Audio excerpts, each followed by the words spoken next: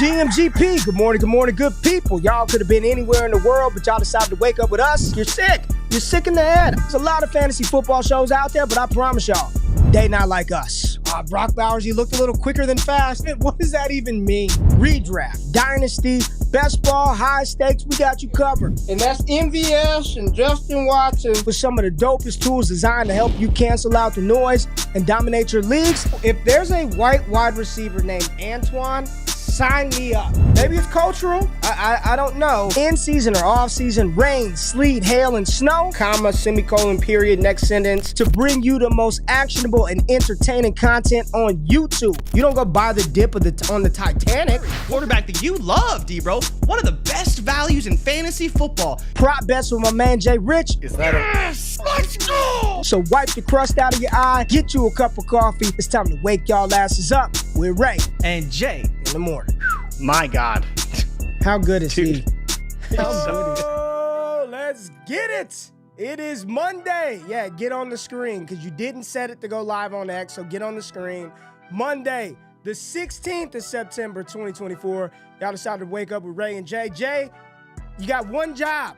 Get it to go live on X and YouTube. So now you're on the screen to start, catching you off guard. How you doing this morning, baby? certainly did. How you I'm doing? good. I'm good. I think I've never wished that I had an Alvin Kamara jersey in my closet more than I did today, but I did not want to upset you. I know that you can be very sensitive at times when your Cowboys lose, so I have to tread lightly today, people. Don't get Ray all Get off upset the or you screen. will catch it. What's poppin' with y'all? He's talking about my Cowboys losing. Get out of here, Jay. I see you laughing behind the scenes. But what's poppin', everybody out there? This is Wake Up with Ray and Jay. In the morning, what's happening with you, Kevin? I see you in the building. Jeff, Jimbo, Dynasty S, not Ike is in the building. Chris Howard, Scoot, JSN in the building. Drew Sorensen, Music. Drew is on Ty DeClare's head top about Terry McLaurin. I don't know why, but my God, he is not feeling Terry McLaurin in fantasy football. We got a lot to talk about today. Jay, week 2 in the books. Week 2 of the NFL season is in the books. Make sure you tap into Destination Dynasty, the show that Scott Connor drops on our podcast feed, dropped right before this show started. If you missed any of the dope content over here on DD Fantasy Football, make sure you check out the Start Sit tool. Shane, Manila, and Jeremy, the owner of Dynasty Daddy, talked about that tool, how you could use that on Sundays, Start Sit decisions. What else did we have drop? Trade show, ranking stuff, all kinds of good College goodies football over pod. here at DD, man. So we got a lot of stuff coming this week. But JRich, we kind of teased it last week, and I don't know if we picked the winner for the New England Patriots hat. They had to type in New England forever in the comments from the last show. But I think in the spirit of last night's game, Jay, in the spirit of the Texans, looking good against the Chicago Bears, 2-0, the only team in their division who's won a damn game. We got to give away a Texans hat today, Jay. So we're going to do this. We're gonna give Ooh, away Texans. Houston Texans hat, and it's a cool deal. We're going to give this away at the end of the season. New Era, proud sponsors of the show. Shout out to New Era. They hooked us up, Jay. They hooked us up with a lot of dope hats, a lot of teams in the league. So I think in the spirit of that game, we'll give away a Texans hat. I like it. I mean, the Texans got after Caleb all game long. I don't know if you want to start there, Ray, but shout out to the people. We will get the New We've got England. injury news and stuff. I'm trying to help you set me up for the ad read, and you just completely failed at that. But listen, like I said, there is a new era over here at DD Fantasy Football. So as we roll into the NFL season, we got to kick this thing off with the official cap of the NFL sidelines. This past weekend, the games were packed, all kinds of fantasy implications, and it didn't matter which team you were supporting, which team you were rocking with. New Era, they had your squad covered. This is the gear that keeps you in the game. Classic fitteds. They got the iconic snapbacks. Premium caps designed with comfort to let you showcase your team's pride in style. Elevate your game day look with one of the official caps of the NFL sidelines, brought to you by New Era. And Jay, the cool thing is, our stuff, like our DD Fantasy Football hats, New Era as well, baby. So it's New Era Let's go. all the time, every week over here at DD Fantasy Football. Jay, we've got to talk about the injuries. We thank the fantasy football gods every Monday if your players made it through the weekend unscathed and unhurt, but that's not the case for everybody. Jay, what are we looking at as far as injuries rolling out of week 2 as we approach week 3? Yeah, I mean, there's a couple big ones, right? The biggest probably that we're feeling right now is Cooper Kupp, who is potentially suffering a high ankle sprain. That is what's projected right now by the injury docs on Twitter. People are saying high ankle sprain. And again, which could be after the bye week 6 for the Rams, getting Puka Nacua, Cooper Kupp, and their offensive line back intact. But if you own Matthew Stafford right now in Dynasty or even in redraft, you're probably not feeling too good. And if you were hoping Cooper Kupp could be this phenomenal receiver in the absence of Puka Nacua, that's probably not going to happen anymore either, unfortunately for us. But moving forward, we do have an injury to touchdown Mixon, right? He didn't get it done, even though I touted him again this week. And great for me because Cam Akers fumbled on the 5-yard line. Would have been a Joe Mixon touchdown probably, but he is injured. We'll see the status of him. He did return to the game in a limited fashion, but we are expecting him on the injury report this week. Isaiah Pacheco also suffered an injury that we're waiting on the MRI to confirm. He did not return to the game. It could be time for Kareem Hunt to be unleashed for the Kansas City Chiefs. We'll see what they ultimately do, right? Do they pass the ball a lot? Not Kareem. Kareem Hunt. Kareem Hunt, yes. Enunciation very important here when you're talking about Kareem Hunt. But he did get hurt. We're waiting for the status of Pacheco. People are expecting it to be probably a couple weeks at least, but we're just waiting on the severity of the injury. Could be an ankle, could be a little bit worse than that. Because I think there was some other things reported as well. I heard it could be a fibula or a tibia. Fibula was the other one, right? That's what I heard. I don't know how true those reports are. Yeah, it could be a fibula injury as well due to the twisting mechanism. And you saw he got bent back on with someone holding his leg. So very ugly looking potential injury for him. Tajay Spears also got injured in this game. I didn't see his injury, though. What happened with him? I don't know. I'm watching the ticker, and it said Spears left game, did not return injured. No clue. Pride hurt. Wheels up, Tony Pollard, right? Tony Pollard's getting on the run. I guess that's what it is. I don't know, but I got a lot of Tajay Spears, Jay. I need some updates. Chat, help us out. We need some updates. What the hell happened to Spears? Yeah, wheels up Tony Pollard, which is good if you do have Tony Pollard. And then Justin Jefferson also suffered a quad contusion, but he should be fine for this week. If anyone saw that play, it was heavily talked about on Red Zone with Nick Bosa and Justin Jefferson both being hurt on the same play. Jefferson obviously smashed for fantasy because of his massive touchdown, but he did suffer the thigh contusion, so hopefully he's all right, or quad contusion, sorry. Hopefully he's all right. Shouldn't be an issue. A lot of people are saying it's more of a stinger and a pain management issue for him. Should be fine for next week. But if there's anything else, Ray, you want to talk about news or injury related, those are the major ones we're talking about right now. And we should expect some guys on the injury report and some updates throughout the week. Man. We'll get there. But the Cooper Kupp injury, I had to step out for a minute. Is it confirmed high ankle or is it still, we don't know yet? It's not confirmed, but the mechanism, we in fantasy, we see a lot of high ankles. It happens a lot. And so you look at what kind of happened with him. And the way he injured himself, it's probably a high ankle, and the Twitter docs tend to get this one right more often than not. So I wouldn't expect it to be just a low ankle. Probably a high ankle sprain for Kupp. I don't know how else this blows for the entire outlook of the Rams. All I could think about was I'm hoping Sean McVay doesn't lose his passion for the game after this shit show of a season that they're about to embark upon. I mean, no Cooper Kupp. Offensive line is an absolute train wreck. Defensively, they did not look good yesterday. Let's just say that they didn't look good yesterday. I'm very concerned. Stafford, I know people in the chat are talking about Whittington season and D-Rob season. It could just be like mediocre season across the board. Just because stuff is on sale and on the clearance rack doesn't mean you should go buy it. There's a lot of things that are on the clearance rack that you probably just need to leave there. Pacheco being injured. I mean, do you feel good about the backup running backs in Kansas City? Do you feel good? It's a fun story. It's fun to talk about, but do you feel good about Carson Steele jamming him into your lineup week in and week out? I think there are other options that are maybe backup running backs that I would prefer to those guys. Again, Jay, we're here in week 2, and all I sit back and I continue to think about is how not just you, not just me, not just this chat, but the fantasy community in general. I don't care what the enthusiasm and hopium for players was fever pitch levels this offseason. And then you get to the actual NFL games, and it's like, damn, none of all that Kamani Vidal talk and all this Jermaine Burton wheels up, Chase Brown wheels up, and it's like, no, wheels down, plain grounded. You're on the tarmac. There is no wheels up. So still taxiing. I don't know, man. Cooper Kupp injury sucks. The Pacheco injury sucks. Jefferson's going to be fine. I don't know if there are any other big injury news items to talk about, except for the fact, Jay, that it was reported. It was reported, and we talked about this on Friday. We talked about it on Wednesday.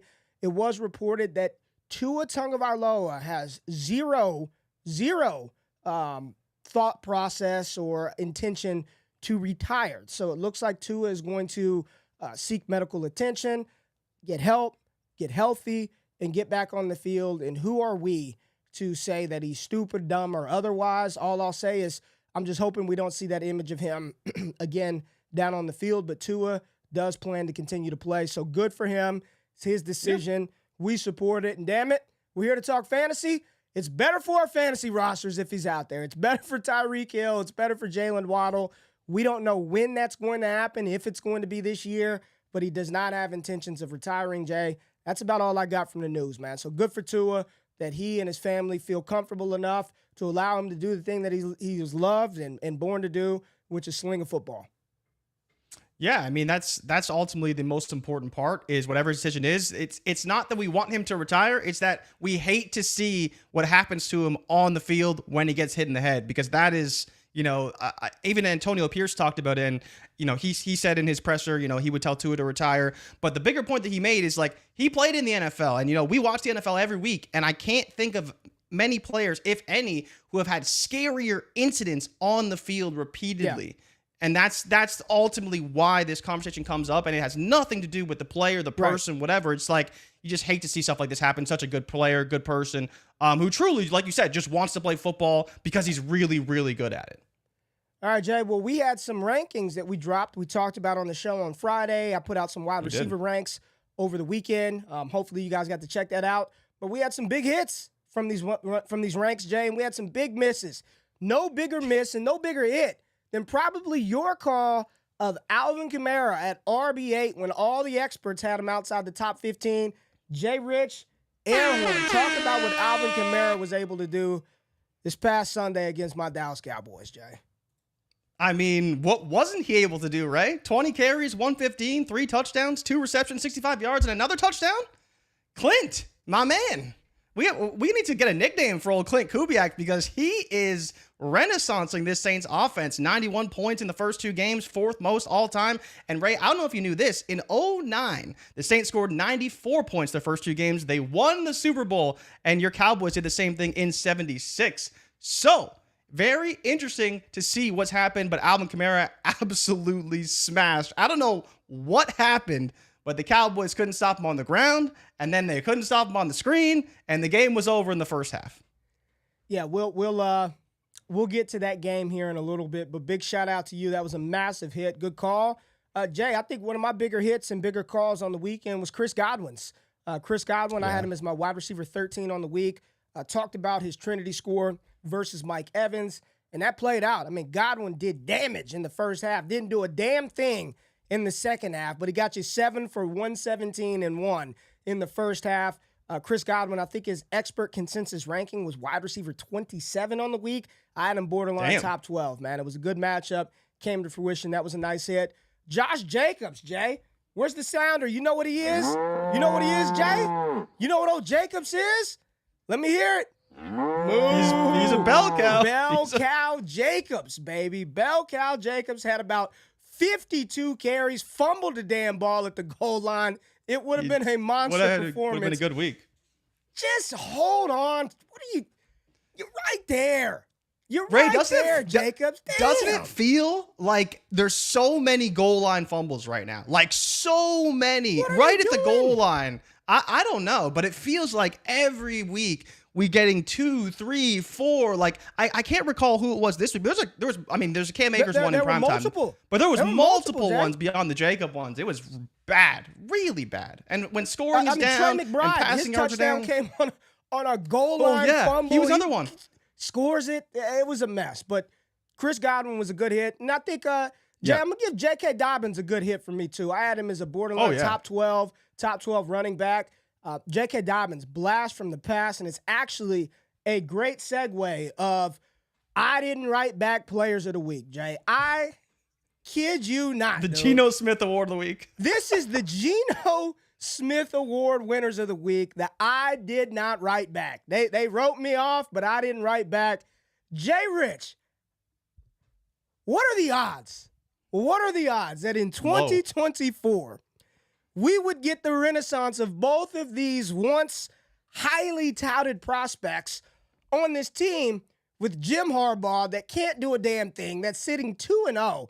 But let's start off with the man of the hour, Quentin Johnston. 2 touchdown receptions, 5 catches, 50 yards, 2 TDs. Look at Herbert hugging him, just happy. I don't even know if this is a picture from Sunday, but he's happy. The ball is about to hit QJ in the head right here. Quentin Johnston, hey, man, Jay, I kept telling people you can't write him off. The usage in the Trinity of what he's being asked to do in this offense, you cannot write QJ off. Have I not said that? And I'm not some QJ truther. I am not a QJ homer. All I've said is depends how far back you go, right? No. Based on the usage, you can't write him off. He delivered for you in week 2. And then also, Jay, what world are we living in where in 2024 we are touting J.K. Dobbins and putting him in the same conversation as LaDainian Tomlinson, the first Charger since LT to have back-to-back 130-yard games? JRich, he is a locked and loaded top 12 option moving forward. I don't care who you are or what ranking service you start with. Dobbins is a top 12 option, Jay. Really? You're giving him top 12? Absolutely. I mean, so it's an interesting conversation, right? No, it's not an instant. What did we say when they brought in Jim Harbaugh, when they signed Joe Alt, when they traded away all their pass catchers? This offense was going to establish the shit out of it. Go look at the box. They're going to run the ball. Run, play defense. Run, play defense, take a few shots. This is an established offense. J.K. Dobbins is top 12 moving forward until otherwise. Too much volume. There's too much rushing in that offense. It's too damn slow paced. They don't throw the ball enough. They are going to establish it. Top 12 moving forward.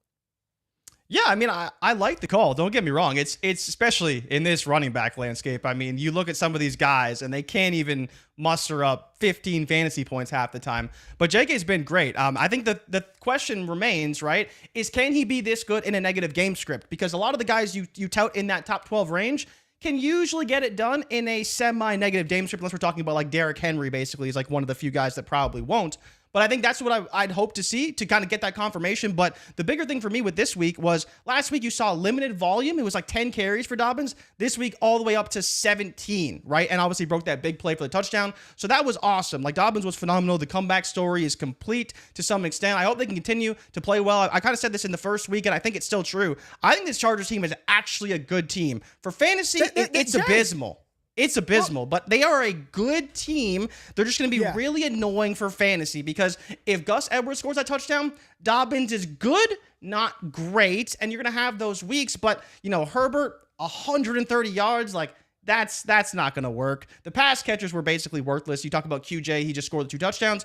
But I think this Chargers team is good. Like, you don't want to tout against the Chargers, and I don't think you necessarily want to tout Chargers outside of, like you said, Dobbins, who is pretty good right now. All right, Jay, let's move on to one of the bigger storylines, I think, coming into week 2, and one of the bigger storylines that we're going to have moving out of week 2 as we try to figure out what we want to do in our lineups. And I think one of the things that people wanted to see, and damn it, did we see it and did we get it, was the distribution of passes in the Lions offense with Amon-Ra St. Brown and Jameson Williams. And big props to both of those guys who, if you started either Amon-Ra St. Brown or Jameson Williams in your fantasy rosters, you were happy with the result. Amon-Ra was absolutely fed, JRich. 19 targets, Jay. 19 of them for Amon-Ra. He caught 11 for 119, averaged 10.8. But, Jay, this you would think, well, if Amon-Ra got all that, then J-Mo was irrelevant in this matchup, and that was not true. J-Mo had 11 targets himself. He caught 5 for 79, caught a long pass of 50 yards, was targeted in the red zone, I believe, 3 times by the Detroit Lions. I don't believe Amon-Ra got any red zone looks. It seems like the biggest loser so far, Jay, in this Detroit offense, it's not J-Mo, it's not Amon-Ra, it's not even really Gibbs or David Montgomery. It seems to be that Sam Laporta has been the one to start off a little slow. Now, there are reports that he was not 100% or he's not 100% right now, but it seems like that's what's sort of happening in Detroit. Any concerns about Sam Laporta, and are you comfortable saying today, here after week 2, that J-Mo and Amon-Ra, yes, but J-Mo is locked and loaded. You got to start him every week. The big play potential, the opportunity, the offense. Are you comfortable enough to rock with J-Mo in your starting lineup week in and week out?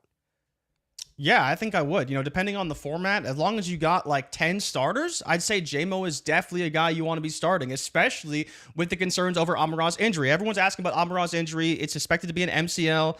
We are waiting for a report on that, the severity. You didn't see him like limping off the field? Well, Amon-Ra is starting to turn into mini Paul Pierce. He always limps off, but he comes back on the field. So I saw him getting banged up, but I didn't think there was anything further.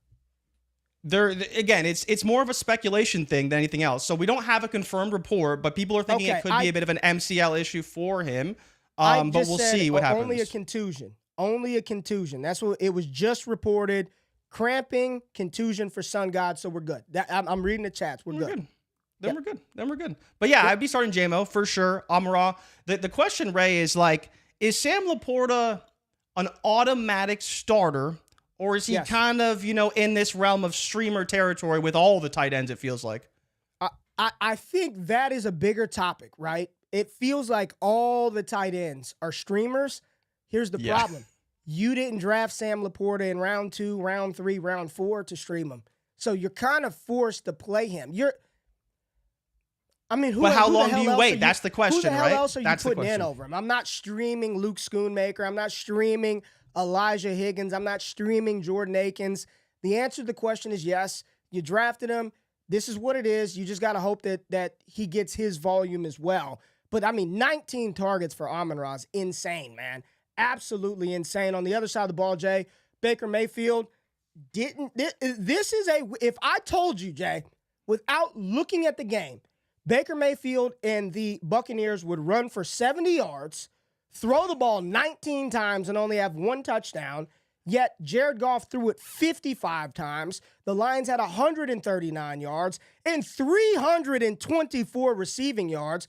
Who do you think would have won the game, Jay? Yeah, I would have definitely guessed the Lions. Somehow Tampa Bay gets it done. There's not a lot to take away. Rachaad White was banged up. He was inefficient before that. Bucky looks fine. You want Chris Godwin. Mike Evans didn't do much. You want Chris Godwin. That is the receiver. As of right now, the way that they're being utilized, that's the receiver you want in Tampa Bay. It's Chris Godwin. Oh, no. Jay, we've got breaking news. Breaking news. Oh, fractured fibula. Damn. Damn.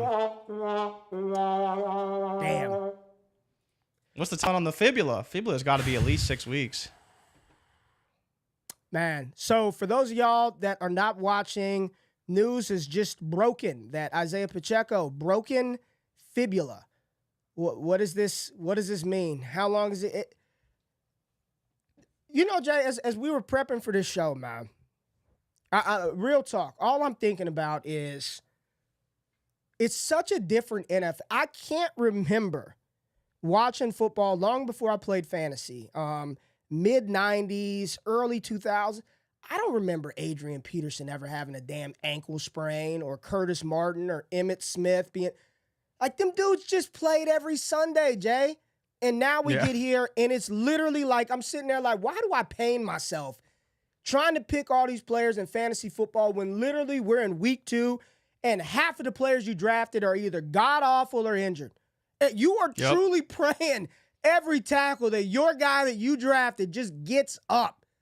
Just get what is up with the ankle? It's almost like, Jay, all the safety measures the NFL has put into place to make the game safer is actually forcing players to do shit that they wouldn't normally do, and it's causing injury. It's, grabbing and the hip drop. Just let them play. It's a violent sport. You're going to get hit up high. You're going to get hit down low. Just let them play. It just seems like everything that they're doing, all that's happening is more and more injuries. We want more games, less practice. Do this, do that. You get to the week and you got to start goddamn DeAndre Carter. You know what I'm saying? I got to play DeAndre. How am I going to, analysts talking about DeAndre Carter? Jay? This Yeah, Ray, I mean, I think there's a few things at play, right? One, the game is probably faster than it was before, and there's always the conversation of, well, the players are kind of bigger and stronger and it's faster now. But the part that I think is not mentioned in what you're saying is now everything is under a microscope. And I'd bet that back then, it's, hey, AP, how's your ankle? It's fine.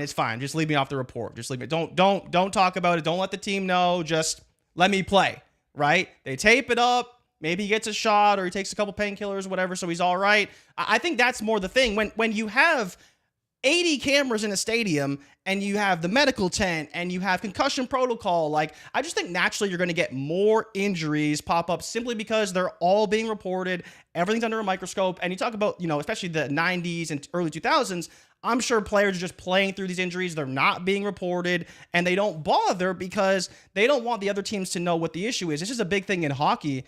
In hockey, it's literally upper body, lower body. And it's because if you play, they don't want players hacking at your ankles, smacking at your knee, whatever the issue is. And I think that's the big difference, right? I think that's the big difference. And that's what some people in the chat are saying. They stopped tackling high, so now you have to hit low. That's what it feels like. This could be overreaction talk, but it just feels like the more that the NFL implements these rules to enforce player safety, it's actually having a counter effect. And you're seeing all these lower body injuries. It's just, It's unfortunate, Jay. But another big storyline speeding out of week 2, Jay. That's slow Marvin Harrison Jr. Marvin Harrison Jr., 130 yards in the first quarter, 2 touchdowns. Mm-hmm. JRich, how's that effort? How's that separation for old Marvin Harrison Jr., week 2, absolutely dominating the Rams?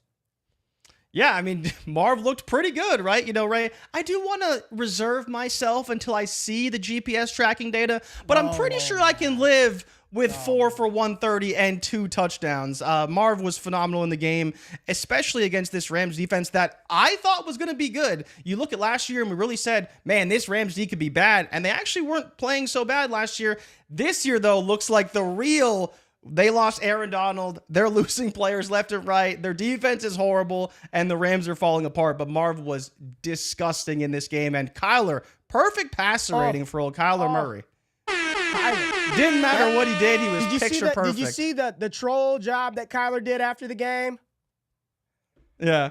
Slight workout here against these Rams. Jay, how you feeling about that Week 17 Rams-Cardinals matchup now that everybody was blowing loads over in their underwear for Underdog Fantasy? I mean, just sticky draws. How you feeling about that Week 17 now?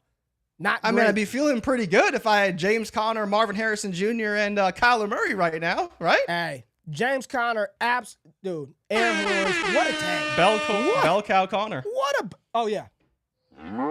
bell cow. What a bell cow. James Conner, 21-121. You're firing him up every week. Kyler Murray is a top 8 option every single week. Marv is in there. McBride, 6 for 67, fell in the end zone on a fumble for a touchdown. Other side of the ball, the answer to the DeMarcus Robinson versus Tyler Johnson debate was neither, but I guess DeMarcus Robinson, but the answer was still neither. Jay, what are we doing?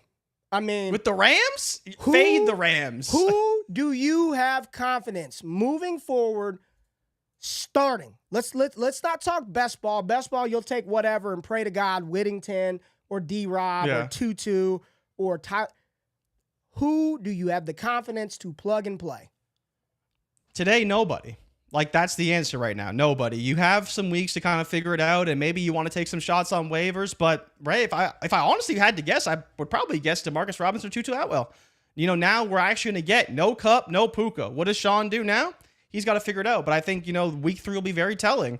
But I think the bigger question, Ray, is how many more weeks of Matthew Stafford do we got this season? Because it doesn't feel like he's going to last. Not at his own fault, but it's like he can't just sit back there and take hits all game long. He's getting beat the shit out there. He's getting beat the hell. Yeah. Yeah. So that's my bigger concern. It's like, okay, we're waiting for Puka and Kupp to come back, but what if Stafford doesn't even make it that far? Because by that point, it'll be 6-7 weeks into the season. He'll be getting hammered in the backfield for 6 or 7 games. He'll probably be hurt by that point. I mean, like, it's just crazy what's going on with the Rams right now. They're absolutely falling apart. Somebody said concrete Connor. Edward Ryan. He just made out of concrete. Legit. Yeah, Jay, this is one where, I mean, Blake Corum looked fine. He finally got on the field. Yeah. There's just nowhere to run. The offensive line is bad. If I were a defense, I've got zero respect for the pass catchers. I'm not allocating too high. I'm playing single high safety over the top. We're either going to run a cover 3, cover 4, or we'll man up or play a man zone. I'm not allocating multiple defensive backs to bracket any receiver. I will force you to run and dare you to pass, and things probably will not end well. This is not good. This is not good for the Rams. And again, first it was Puka. What happens? Was Cooper Kupp's injury confirmed? Is it high ankle or do we not know? I don't believe it's been confirmed yet, no. So we'll wait and see, but people are expecting high ankle, so we'll see. All right, Jay. Let's go with another rookie who performed that, week 1 was good, but if you watch the wide receiver video, I specifically talked about the usage for this player in 3 wide receiver sets and why you should be buying in and why things are going to get better in week 2. And didn't you know, Jay, that old Trinity score we created, it panned out very well because Malik Nabers got all of it. Out of 11 personnel, 12 personnel, it didn't matter. Fuck it, Malik is down there somewhere. 18 targets, 127 yards, and a touchdown. Literally like 90% of Daniel Jones's passing yards went to Malik Nabers. Jay, I know you and our friend Derek Brown had a heated debate on this show about Nabers versus Marv and the target quality. If he's going to get 40% target share, Jay, it's not going to matter. He's that good. And he also dropped the damn pass. Could have had another catch and another 140 yards and dropped one. I mean, Nabers showed up. And this is why you pay attention to the metrics that matter, the usage that matter. And like, I know football. Like it's clearly he needed to be used in 3 wide receiver sets. Was not done in week 1. Happened in week 2. Malik Nabers got it done for us in fantasy football. JRich, it is your time to shine, my friend. It is your time to shine because your boy, a lot of people. Just one of them? Hold on. JRich takes a lot of shit on this show. There are some takes and some calls, just like Daniel Jones being the top 12 quarterback, that seem to come out of left field. But, Jay, I'm giving you all the credit because nobody was on Rashid Shaheed earlier and harder than you. You were on him hard, early, hard, and long, Jay. You are the Rashid Shaheed truther. Talk about what Derek Carr, Rashid Shaheed, Alvin Kamara, and the New Orleans Saints did to my Dallas Cowboys. And are you buying in to the New Orleans Saints? I mean, first of all, Ray, I need to quote a great philosopher here because what the Saints did on Sunday was put foot in ass, as one of my great friends likes to say. It was an absolute debacle from the Cowboys defense, which we didn't expect. But yeah, we have to believe in what we're seeing to some extent from the New Orleans Saints. Week 1, it's the Panthers. I don't know. Rashid Shaheed's just running down there somewhere. But then the same thing happens against the Cowboys, and all of a sudden it's like, maybe we got something here. Clint Kubiak bringing the team from the lowest play action rate up to number 1. I believe they're over 50% in play action rate on the season, and it's showing up every single week. The problem, Ray, is that Chris Olave is not quite doing enough for us in fantasy. And when he goes 4 for 81, we're okay with it. But when Rashid Shaheed is getting those long bombs down the field and Alvin Kamara is running like it's 2017, that's a problem. But the question for you, Ray, your Dallas Cowboys showed up. CeeDee Lamb caught a touchdown that was basically the miracle reincarnated in Dallas. That was pretty funny to see. Me and my buddy had a chuckle about that. But who's the wide receiver 1 in New Orleans? Is it Rashid Shaheed or is it Chris Olave? Because 2 weeks have gone by. Week 1, maybe you can throw that out. But now, it's looking like Rashid Shaheed getting the deep targets could be the better wide receiver for fantasy football. And how do you feel about Derek Carr moving forward? he completed 11 passes. It's so hard when the player he threw the ball 16 times. They literally put so much foot up Dallas's ass that it's here. Rashid Shaheed also got 3 carries.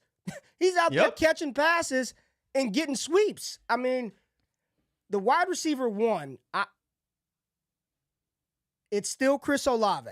I still believe it's Chris Olave, but Rashid Shaheed is getting so many high-value targets that he's locked and loaded. I mean, it's 1 and 2. It's 1 and 2, and this 1 and 2 ain't AB and Juju. It's like they're probably closer to the same. I don't think Olave's got the capital and all of the pedigree, but what Shaheed brings to this offense, I mean, it's undeniable. And Derek Carr seems to be having AB and fun. Mike Wallace. That's what it is. Yeah, man. I'm not going to give any of them AB. It's Mike Wallace and somebody else. But, yeah, I'm firing up both of those guys. But Carr, he threw the ball 16 times. 16. What we're seeing early are very concentrated offenses to where it's like 2 guys. There's no ambiguity. There's no, I think it's the AT pair. Ain't no AT 4 shit. pass catchers. It's Olave, Shaheed, Kamara. And now that Taysom Hill is injured, it's Olave, Shaheed, and Kamara. And what does that remind you of, Ray? Pardon? What does that remind you of? Probably reminds you of a team out in San Francisco, huh? Consolidated offense, play action, great running game. Clint Kubiak, former OC of the San Francisco 49ers, now taking that to New Orleans. And what do you know? They're scoring 40 points a game. The Niners could maybe use themselves some Clint Kubiak because of how good they're playing. But Shaheed is awesome, man. I'd be starting him almost every single week. If he's going to keep getting these deep shots and converting, he's going to be more than fine. Saints hat. Going out. Think people will like that? Who that? Think people will like that? We got the New Era, brand new. Somebody said they were going to take our hat, Jay, and take it back to the New Era store and exchange it for a hat that they want. That's nasty work. I mean, if they really want that $30, then here we go. Saints and the Texans. These two comment in the comment section of the video, not the damn chat. Hashtag who they, hashtag we are Texans, or whatever their hashtag is. We're giving away both the Saints and the Houston Texans hat. Jay, we got a lot to talk about after the break. We got over 586 people watching on YouTube.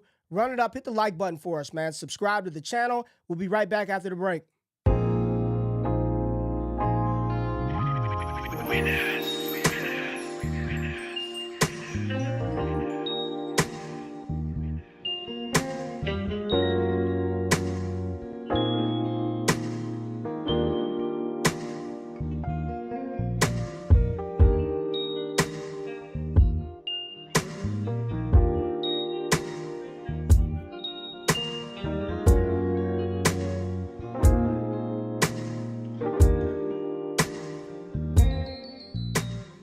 Appreciate y'all. Appreciate y'all watching. Appreciate y'all tapping in this Monday morning. This is Wake Up with Ray and Jay.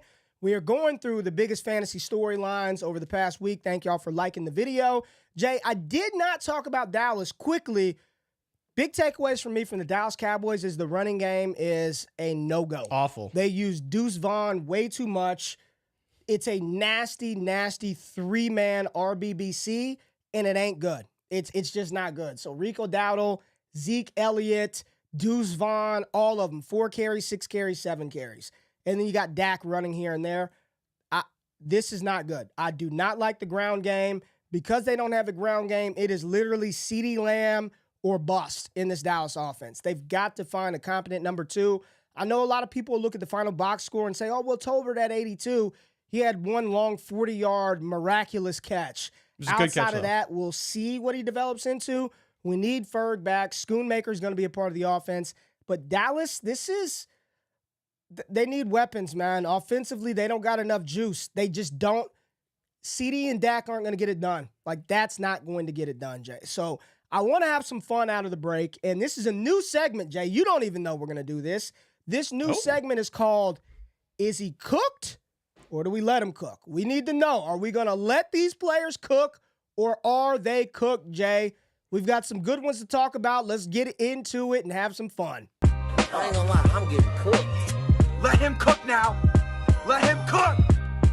All right, Jay, the first player up, Travis Kelce. Are we going to continue to let your tight end 2 on the week cook in our lineups? Or I'm just going to ask you, after a 1-for-5 performance, is Mr. Billion Dollar Booty himself cooked? Are we going to let Kelce cook, or is he cooked, Jay? I mean, I don't want to say he's cooked, but say it. 4 receptions, 7 targets, 39 yards in 2 weeks?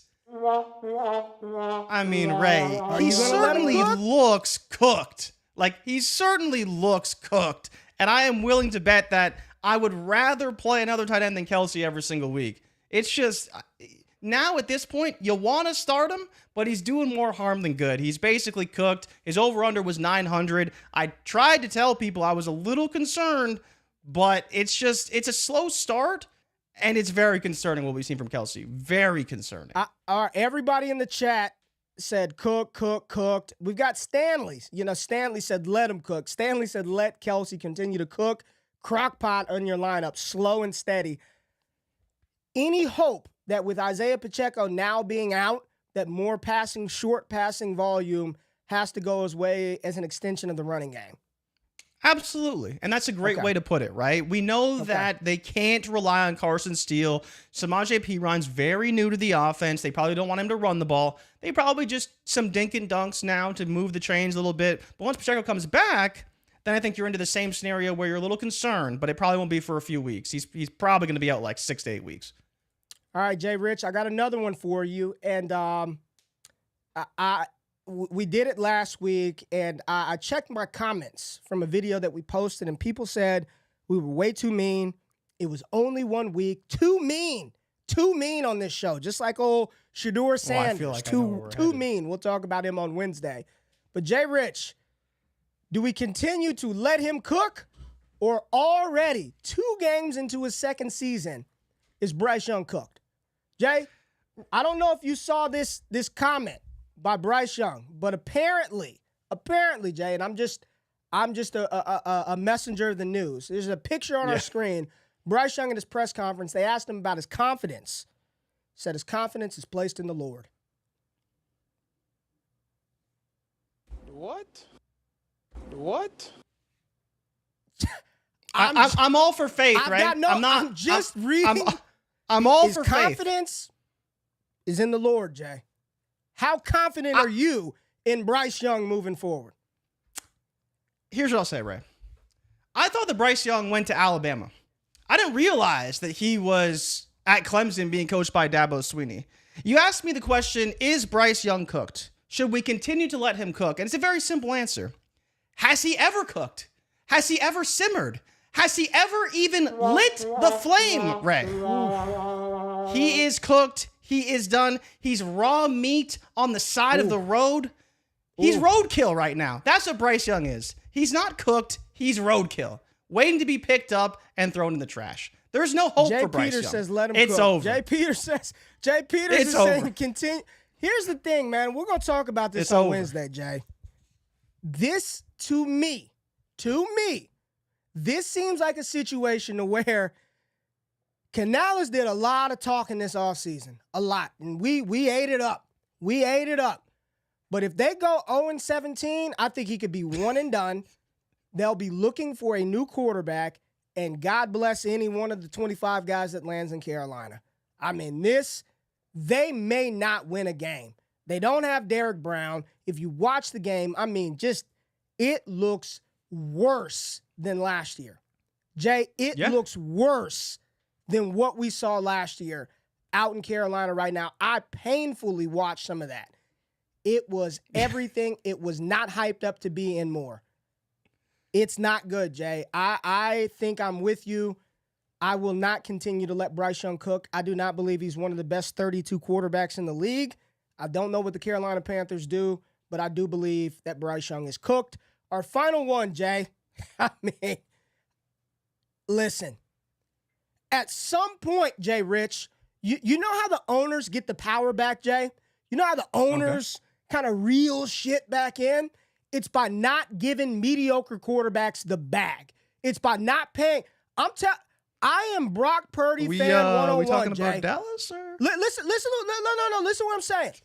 And with the whole Brock Purdy thing, it was mainly to slap the faces of all the people who said Trey Lance was going to take that job. It was just very obvious that they were going to continue to give Brock Purdy the keys. But I'm watching him. I'm like, are you giving him $60 million a year? Should we really be giving players like Trevor Lawrence $60 million, $55 million a year? JRich, outside of the Golden One draft capital, I just want to ask you, T-Law, do we continue to let Trevor Lawrence cook? Or is Trevor Lawrence low-key / high-key insulated because he was the number 1 pick, but he's cooked, Jay? What do we do? He was awful, JRich, in this game. Downright dreadful. Dreadful. And it's like we continue to make excuses, and he needs this, and he needs that. And you're the number. Jay, is he cooked, or do we let T-Law continue to cook? What do we do? I mean, here's the reality, Ray. He's going to continue to cook, whether you like it or not. In terms of fantasy, though, I think there's a world where, yeah, you don't want him to cook. You want to bench him. You want to trade him. You want to get him off your rosters. But I do still think there is some, I don't want to say hidden upside with T-Law, but there is volume upside. There is a world where volume upside exists for T-Law. I need him to stop hiding that shit then. Bring it out like T.I. said. Stop hiding. Okay. The issue for T-Law, I don't think, is the production. His rookie season, 3,600 yards. Second season, 4,100 yards. Third season, 4,000 yards. The issue has been the fumbles and the turnovers when it comes to fantasy points. He needs to continue to cook. I think we should let him cook, but he needs to stop turning the fucking ball over. That's the issue with Trevor Lawrence. Ike said he's got all the ingredients, but he just can't put it together. It's like that HelloFresh box. He's just missing the recipe. Everything, you still got to cook it. Just because you got the ingredients doesn't mean the meal is going to make itself. JRich, I can give you everything to make a roux right now. You probably couldn't do it, could you? You have no clue what roux is, do you? No clue what I'm even talking about. Exactly. The Trevor Lawrence is it meat? All is there the a sauce? ingredients in the world. All right, Jay, let's get on to some more drama in the NFL. Let's talk about the Cincinnati Bengals and Jamar Owens. Let's talk about old Jamar Owens out there arguing down the ref. And I'm telling you, Jay, had he had that contract, he'd conduct himself more professionally. But Jamar Owens out there, 4 catches, 35 yards. The Bengals kind of got hosed, but I don't know, man. It's Chiefs Kingdom. It's at home. We're not going to debate that, Jay. Let's just talk about Cincinnati and what we're doing with that offense. Joe Burrow played a lot better in the matchup versus Kansas City. In this one, Jay, he had 2 touchdown passes. Mike Gesicki got involved. But the receivers, I mean, Burton led the way with 47 yards. Chase, 5 measly targets. 5! What are we doing? Ray, he's disgruntled. He's disgruntled. He's Jamar Owens. You got to feed him. He's going to start doing sit-ups in the front yard. Feed him. The running game is non-existent. Zach Moss and Chase Brown, they stink, Jordan. They stink. I'm not even calling you JRich. They are not bell cows. At least Cam Taylor-Britt backed it up. Cam Taylor-Britt talked a lot of shit and scrapped up old X-Worthy, who did absolutely nothing. Mahomes was awful, too. This whole game, Burrow was good. Mahomes stunk. Kelsey is apparently cooked. Moss and Chase, it just stunk all the way around. But damn, Cincinnati, how do you lose that one, Jay? What are we doing with Jamar Owens? What are we doing with the Cincinnati Bengals? So the bigger takeaway for me, honestly, is start your tight ends against Kansas City because they cannot cover the tight end to save their life. Like, they had a game plan. They were going to target the tight ends just like the Ravens did, and it was very successful early on. TD Yoshivas got it done with his 2 receptions for 7 yards and 2 tutties, which was great. Joe Burrow was very, very good. I have to apologize to Joe Burrow. I was very rude to you on Friday, very rude to you on Monday. Joe Burrow. But, Ray, I did not fathom that this team and Joe Burrow lost to the Patriots. That is crazy. Like, that makes no sense to me. They played so good against Kansas City. They had a great game plan. They executed it very well. They made a few mistakes, but that's going to happen. They were great. Start your tight ends against Kansas City, but next week, Ray. And I know you love Malik Nabers. I know you're talking Trinity, all this stuff. But after week 1, what did I tell you about the Tampa Bay Buccaneers and Baker Mayfield? I said, Yes, he was phenomenal, but he was playing the Washington Commanders. And then on Friday, I said, start Daniel Jones, start Malik Nabers. They're both top 10 options. Next Monday, we got Jamar Chase and Joe Burrow facing off against the Commanders. Give me 203 touchdowns because it's going to happen. He's disgruntled now, but I'm sure on Monday he'll be just fine. 203 for Chase. Easy. I almost hit the Nabers ladder. He came very close. He's probably going to go off. 203 is quite the call here on Monday. But the Commanders are very exploitable. I don't hate it. They're very bad. We did talk a little bit earlier about Pacheco being out. I don't know. Do we have any reports on how long that type of injury fracture is? I'm just going to. I'm going to assume at least 6 weeks. At least 6 weeks. So for majority of the weeks fantasy season, from someone here, yeah. But yeah, he's out most of the year. The good thing is once he's healthy with the bone breaks, once they're healthy, it's a confidence issue. It's not whether or not they are healthy, because once the bone is healed, it's healed. Do you even trust it for fantasy? Because if you're KC, what's more important, getting them ready for your Week 13 playoff matchup or getting them ready for the playoff run? Like I just, if they're in the driver's seat, I would not expect them to rush him back and be like, here you go, there's 25 opportunities. So this sucks for a call that I had as Pacheco being a top 5 option. I drafted the shit out of him in underdog. So this is a painful injury. Yoshi Voss, 2 touchdowns, Jay. That's all he does. When he gets thrown the ball in the middle of the field, he drops it. But when it's in the end zone, that stick-em is working back then. But Ray, I do want to push back on that a little bit, because is there a world where the Chiefs running back room really struggles? Like, we've talked about how they need balance, like badly, to be very successful in the NFL week after week. And are they going to have that balance now? With no Pacheco, it's Pirine and it's Steele. And that could be fine, but that could also struggle a little bit. I'm not They could struggle. Somebody could get the ball, but I'm not out here pumping up Samaje P. Ryan and Carson Steele. And that's the reason why I say they're not going to rush him back. Hopium heroin this early on Monday. It's too early to be shooting that up. It's way too early for hopium heroin. Let's not do it. I'm not sure somebody's going to get the opportunity, but am I banking on Samaje P. Ryan and Carson Steele to be Isaiah Pacheco and carry my team? Hell to the no, Jay. Yeah, hell no. And Alex brought it up. I think it was Pollard who also had a fibula injury as well, right? So it will take some time. The injury it will take some time. When Pollard came back for Dallas, he looked stank, and then everybody in Dallas wanted him gone, and now he actually looks good, and we all wish we had him back. Yeah, so that is correct. There we go. So I've got little hope for Pacheco doing much for me in fantasy moving forward. Rashee Rice, trust the Trinity. He was out there, the only receiver to do anything. Kind of like outside of Gesicki, the only player outside of Yoshi Voss in this game, skill position-wise, to do anything. 5 for 75, caught the lawn target. Xavier Worthy was neutralized by Cam Taylor-Britt. Big shout-out because he talked big shit and backed it up, Jay. Let's wrap this thing up quickly with Sammy Ballgame. JRich, yes. I think we call him Sammy Ballgame now. And I also believe that Kevin O'Connell is one of the best coaches in the league, Jay. Straight up. Mm-hmm. Kevin O'Connell, one of the best coaches in the NFL. Sam Darnold in the 2-0 Minnesota Vikings. Remember that show we did, Jay, where you talked about how they were going to go defeated after the Giants game? You talked about that? Remember that, JRich? Sam Darnold said, how about now, Jordan Richards? How about now? I'm 2-0. I'm supporting Justin Jefferson. We're running the ball well, and we beat the San Francisco 49ers, who look to be in a little bit of trouble, as Aiyuk is still apparently pouty about his contract because he's nowhere to be found on the field. No Christian McCaffrey. Talk about Sam Darnold and what he's doing with Justin Jefferson in this offense, running this Kevin O'Connell scheme, Jay.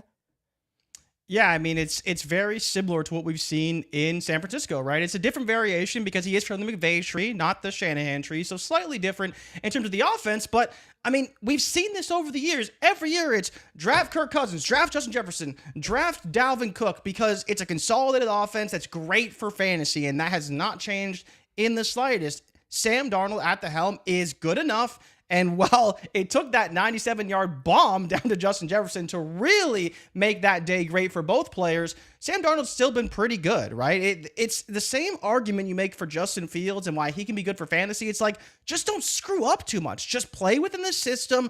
Don't make a lot of mistakes, and you're probably going to be pretty good. Because when you have these guys in good offenses, in good schemes, all they have to do is not mess up. And a lot of times that's where you get into a lot of problems. So Darnold was great. Once again, in this game, I thought that he played a very clean, smart game. He did throw the pick. The pick was not so good. And Fred Warner made an awesome play on the ball. But outside of that, Sam Darnold played a clean game. And that Minnesota defense gave Purdy fits once again.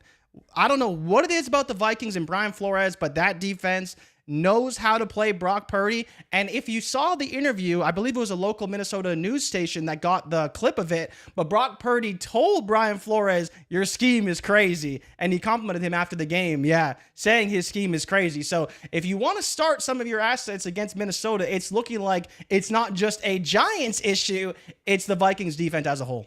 Well, to be fair, I mean, Debo had 8 for 110. Kittle had 7 for 76 and 1. Mason had 100 and a touchdown. I mean, Purdy threw for 319. He was sacked 6 times. He was harassed constantly. Very ill-advised turnovers. There was another one where he almost threw it, trying to hit Debo on a quick little smoke screen, almost picked off as well. They're kind of like a one-trick pony. Debo Samuel, Jordan Mason, not having McCaffrey. This is going to be tough. I'm struggling with where to rank them in power rankings, Jay, for Bleacher Report. I'm very much struggling with what to do with the 49ers because I still believe they're a very good team. Fantasy perspective, I mean, what do you do with Aiyuk? We're sitting here ranking him inside the top 12 every week. Can you move forward and rank him as a top 15 option? Like, let me ask you real quick. Right now, sight unseen, schedule unknown, Brandon Aiyuk or Rashid Shaheed? Who are you putting I think it's Rashid Shaheed because they're the same player, Shaheed. Okay, Brandon Aiyuk or Jackson Smith and Jigba, who had like 1 billion targets yesterday. I'll take JSN. I'll take the volume. Brandon Aiyuk or who can I go with that's dirty and gross? That Brandon Aiyuk or any of the Rams receivers. Pick your flavor. I'll take Aiyuk there. Okay, final one. Brandon Aiyuk or Quentin Johnston? All right, Ray. Don't do it, Jay. Just say Aiyuk. Aiyuk. But why can't it be QJ, though? Why can't it be QJ? Early. It's too early to do it right now. You can't do it right now. It's too early. People said I was too early to Daniel Jones, too. But he's playing like a top 6 quarterback right now. Okay, well, we're not going to go that far. No, we'll take Aiyuk, but it's concerning though. Like you're concerned. That's the bigger. He's not even a flex right now. He's barely a flex, barely. All right, and this is a good game script for him. We're not going to get to all the games. We'll touch on Jackson Smith and Jigba. We'll talk about Justin Fields and Bo Woe next. The Jets and the Titans. Jay, I mean it's. I saw somebody in the chat talking about Lazard. I mean, look at the whole offense. The only receivers to catch the ball was Garrett Wilson, 4, Allen Lazard, 2, Mike Williams, 1, Malachi Corley, 1. I mean, what's happening right now, Jay, is this Jets offense just outside of Breece Hall and Big Braylon Allen, there's not a lot. I don't know if Rodgers is trying to figure it out. All the receivers, you're chasing the guys that are actually running the routes, and that's Garrett Wilson and Allen Lazard, and neither of them are playing out for you. Neither of them. We locked Garrett Wilson in as a top 12 option this week, and he gave you bottom 12 output. 176 yards. Sure, you like the 2 touchdowns, but this is I'm just asking you, Jay, is this a situation where you're kind of, Garrett Wilson is not a locked and loaded, you have to start him week in and week out? I don't even know if it's a matchup dependent thing, or is this just give them time, they'll figure it out? Yeah, I think it's a bit of both. So one, let's give some credit to Garrett Wilson. He had to go against the San Francisco 49ers defense week 1, and then he had L'Jarius Sneed week 2. So that's not going to be an easy matchup for just about any receiver in the NFL. And I think, you look at the Titans and you say their defense has been horrible the past few years. it's definitely turned around. You saw it week 1 against the Bears, and you saw it week 2 against the Jets. I think the Jets are, a mediocre offense. They could be better, but the Titans definitely showed something these past couple weeks, and I would continue to be cautious going forward. We saw check down Rodgers. But no, I'm not worried about Garrett Wilson. He had 2 very tough matchups the first 2 weeks, especially with Snead being there. It's a problem. And I think that Wilson needs to be better, but so does Rodgers. Rodgers was checking it down like crazy. They didn't have to do a lot. Levis played horrible yet again. Brian Callahan's ready to fire him on the spot. Like, there's a lot more concerns, I think, than we're seeing, but the consolidation of what we're seeing in New York is actually very good. We just need a bit more volume right now. We need a bit more volume, but it's only 2 weeks. And you talked about Levis, another ill-advised turnover, throwing it behind them, not good. Tony Pollard, the bell cow. Calvin Ridley scores, good for Calvin Ridley. And Nuke Hopkins, nothing. I mean, this is it's a pedestrian offense, Jay. It's an absolute pedestrian offense. There were a couple of better Aiyuk ors. So let's do this real quick, and then we'll wrap it up. Aiyuk or Brian Thomas Jr.? Probably Brian Thomas Jr. Aiyuk or Xavier Worthy? I would take Aiyuk. Aiyuk or Jamo? Jamo, easily. Yeah, Way more volume. Same. All right, Jay, let's wrap this up. Some quick hittings, rapid fire. Are you in and out? He almost made the cook or let him cook or is he cook list, but he got it together. Derrick Henry, in or out? Derrick Henry, what you saw, 1884 and a TD, started out very ugly. Are you in or out on Derrick Henry? I'm in on Derrick Henry, but I think I'm just about out on Baltimore. They're horrible. All right, in or out on Braylon Allen. 7 carries, 33 yards, also involved in the receiving game, 2 touchdowns on week 2. You in or out on Braylon Allen?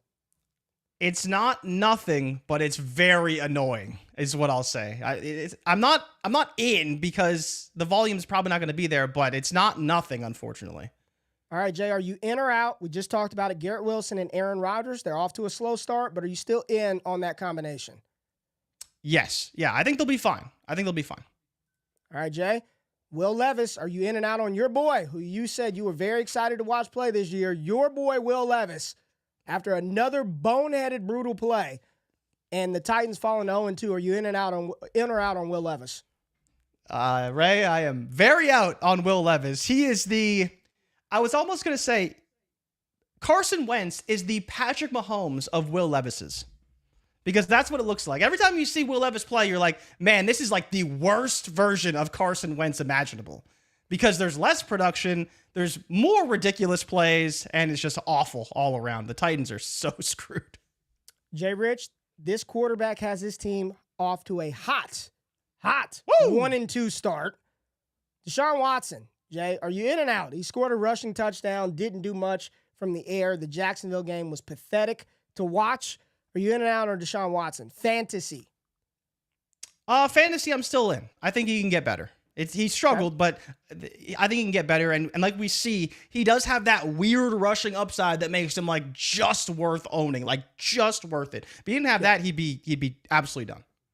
All right, Jay, and the final one, are you in or out on Brian Thomas Jr.? He only had 2 catches, damn near 100 yards. But are you in or out on BTJ? And when I say in, do you feel confident plugging him into a starting lineup spot in fantasy? Yeah, I'd flex him every week. I think the upside is crazy with Brian Thomas. And you see it. Like, when you have a player who's going to get targeted and targeted down the field, like, you want that. It's basically the same argument for Jamo, is that you want him as long as he's getting volume. But BTJ is going to get the volume, so I'm definitely in on him as a flex every single week.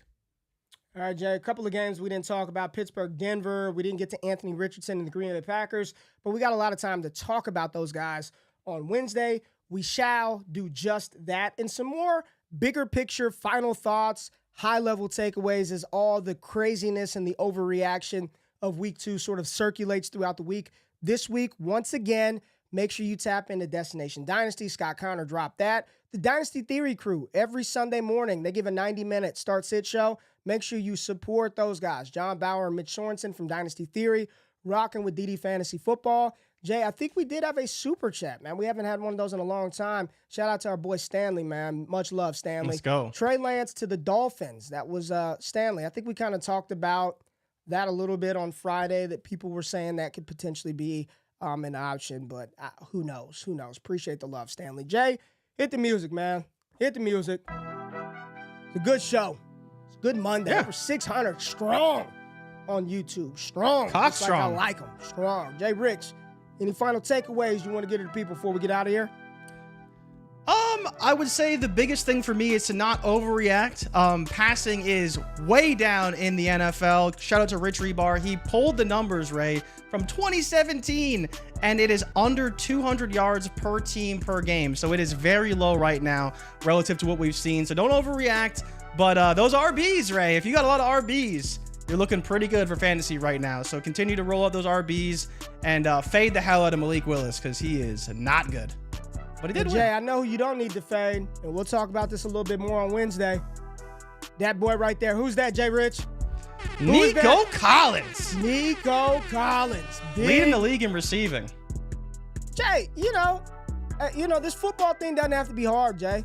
It doesn't have to be hard. I try to tell people he is the poster child. Literally, the first article that we wrote on the new website, look at that. Trinity Score Explained. The ultimate tool for evaluating wide receivers in fantasy football. Who is on the thumbnail, Jay, of this article? That is one Nico Collins. 252 receiving yards. Next closest is Chris Godwin and Jameson Williams with 200. Ray. But CJ Stroud was talking with Tank Dell in the barbershop. He said he's his wide receiver one. They brought in Stephon Diggs, Ray. He's the wide receiver one. Fuck all that. Trust the Trinity. Follow the usage that matters. All that separate. Follow the stuff that matters. Trust it. ddfantasyfootball.com. I'm telling y'all. Appreciate y'all being here. Hit that thumbs up button, like, subscribe to the channel, comment Who Dey and We Are Texans in the comment section of the chat. Giving away both of these hats at the end of the season. Who Dey, Houston Texans. JRich, we'll be back on Wednesday to do it all again. We out of this thing. Peace.